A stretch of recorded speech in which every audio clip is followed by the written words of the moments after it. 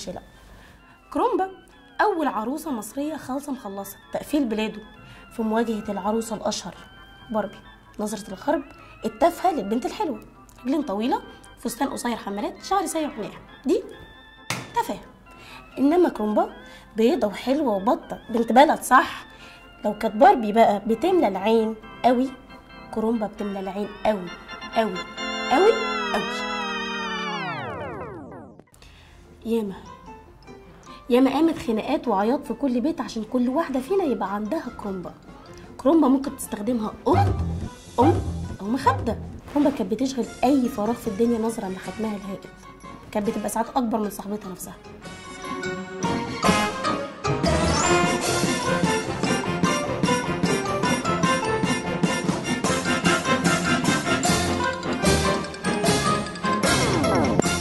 كرومبا كانت موضه ظاهره، البنت اللي من غير كرومبا زي العروسه اللي من غير شبكه ووش.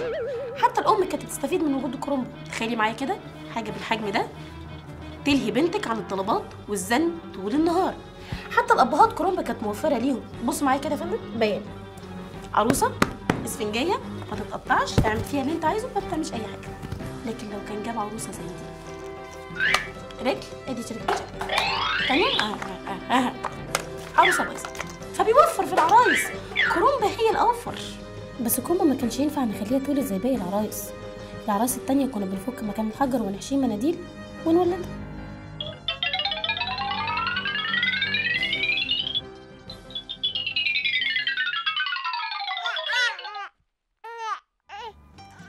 بس انا ما كانتش مشكلتي بموضوع الولاده ده بس. بص كده، كرومبا كان دايما بقها مقفول عكس العرايس التانيه بقها مفتوح شويه، ينفع تقطر لها بالقطره. باين على المعلم. راح وصل حاجه تعرف. حتى ماما كانت بتلاقي نفسها مضطره تحط لكرومبا طبق فيه اكل من نفس اكلنا، رز ولحمه وخضار. حتى احنا الصبح كنا بنشرب كرومبا معانا لبن بالبيض عشان الكالسيوم مع انها اسفنجيه.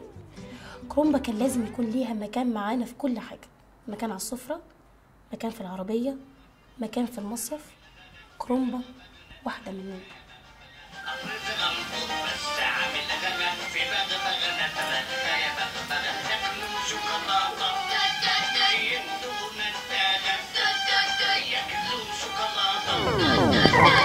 بس الصدمه اللي بجد لما عرفنا ان كرومبا عندها ثعلبه في بعض مناطق فروه راسها.